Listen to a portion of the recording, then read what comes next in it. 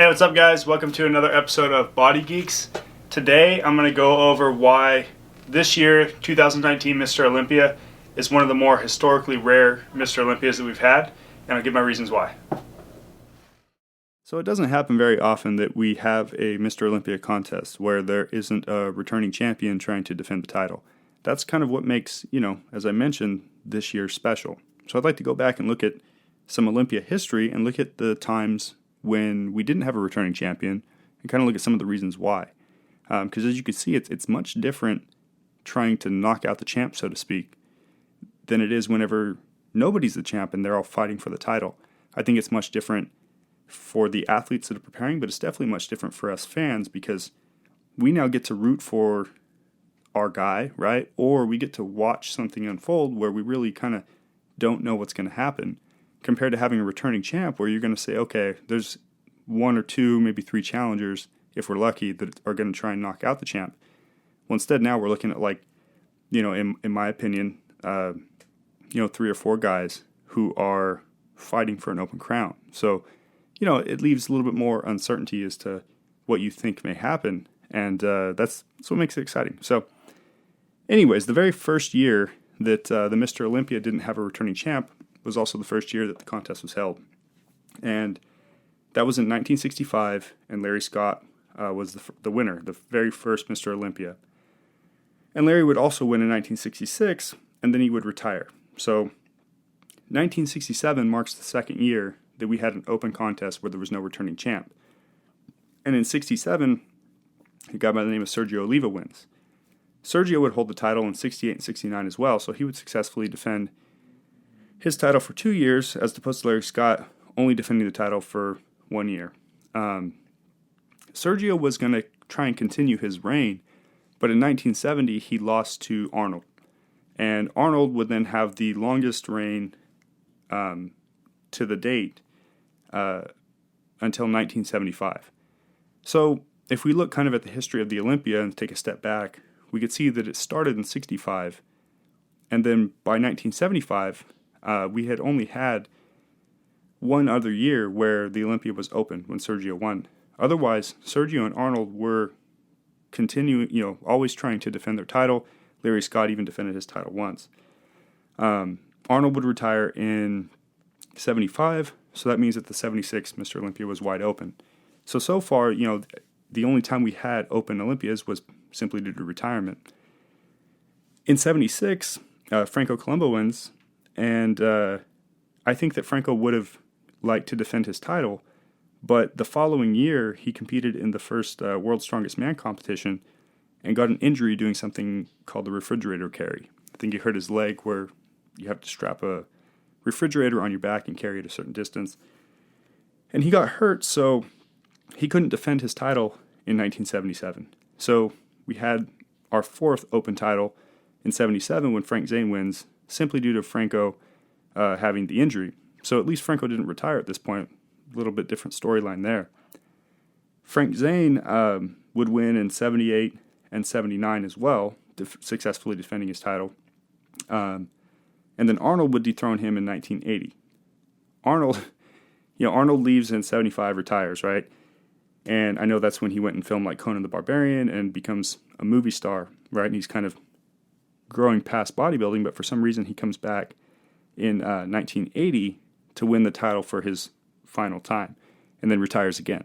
So he kind of came and went again, right? 1980, which could be its own video, I'm sure other people have made it, was a controversial win of Arnold's. And anyways, we're going over the Olympias that were open. So Arnold comes back and wins in 1980 and retires. So the following year, 1981, is the fifth time that we've had an open Mr. Olympia. Now, it's kind of funny to look at the history from the bigger picture, taking a step back and seeing it, because in 76, Franco wins because Arnold retired, right? Arnold left the throne open and Franco took it. Arnold beats Frank Zane in 80, retires, and in 81, Franco comes back, injury healed, and takes the open throne again. So Franco never actually defended his title before because he was injured, right? And he wins an open title, wins an open throne. Open Crown, right? In 1981, he wins, and then he retires after 81. So Franco has 2 Olympia wins, but never actually tried to defend his title. He never actually beat a current Mr. Olympia either. He was winning the Open Crown. So out of the 9 times that this Open throne has happened, with this year being the 10th time, Franco won 2 of those. Kind of I don't know, I'm a nerd for this stuff, right? I'm a geek, so there we go.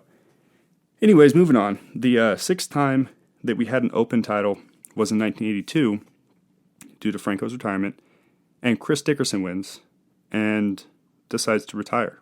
So he didn't try and defend his throne. He won it once and said, that's it, call it good.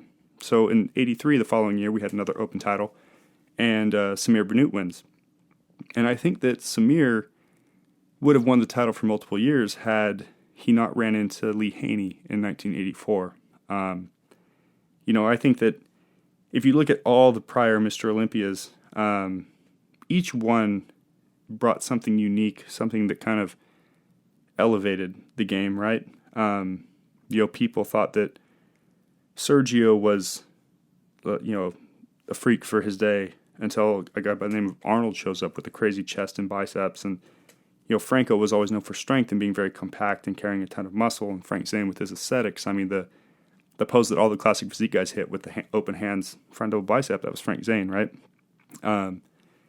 Chris and Samir were, I think at the time, starting to refine bodybuilding, 70s bodybuilding. So the early 80s, we saw a lot of the same aesthetics that we saw throughout the 70s, but we were starting to see more muscularity, better conditioning, and I would even argue that like Samir's back was one of the more freakier body parts of the time, that people hadn't seen something like that.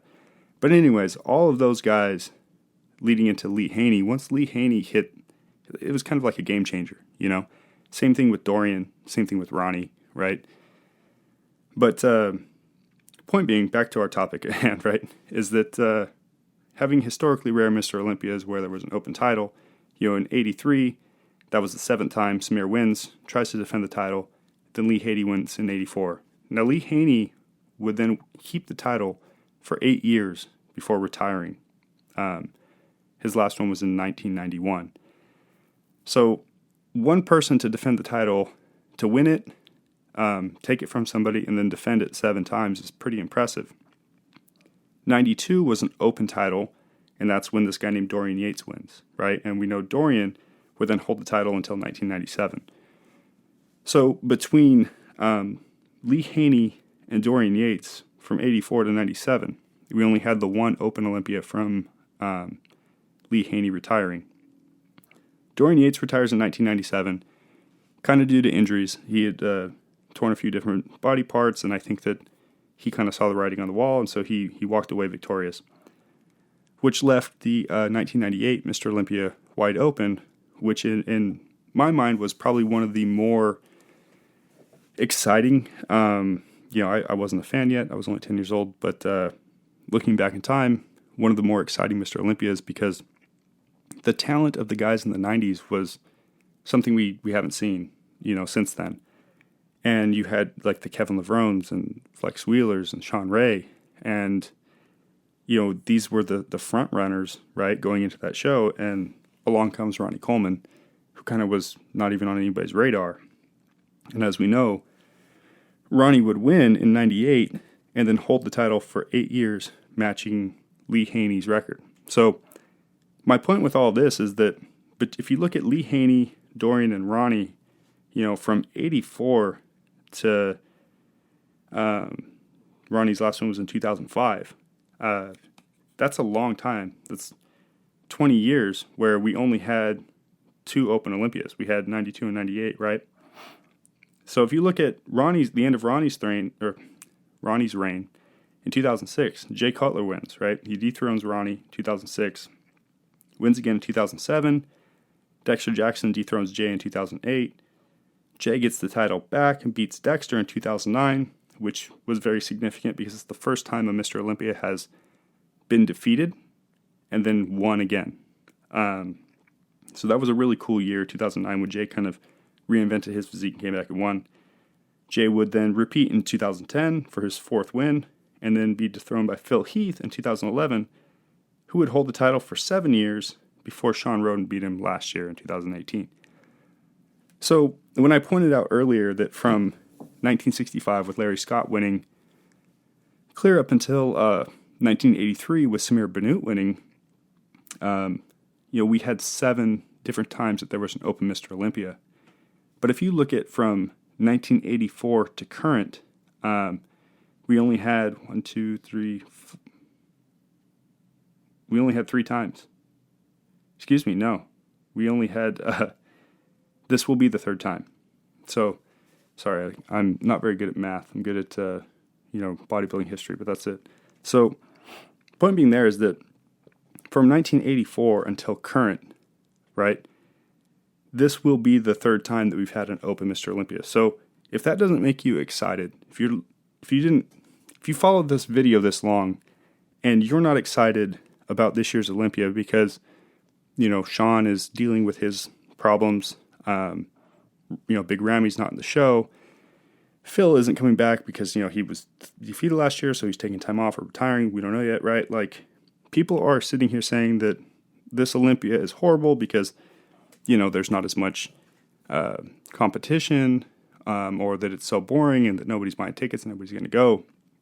A true fan like myself, I'm like, wow, the Olympia is open.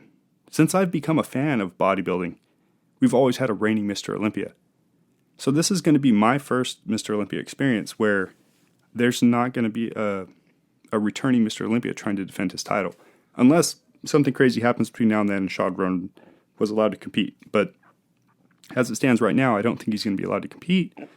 So I think that we have an open title. So, yeah, this would be the first year in the last 21 years that we've had an open crown. This is the longest the Olympia has gone with having a returning champion, that 21 years.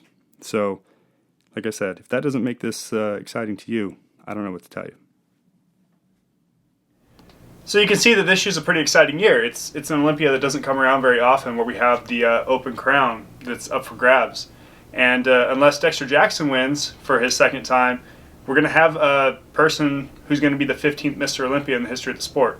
And that's a guarantee. So at this point, you're either kind of rooting for Dexter, or there's going to be a new champ. And if there is a new champ, how long are they going to hold the title? Are they going to be faced with...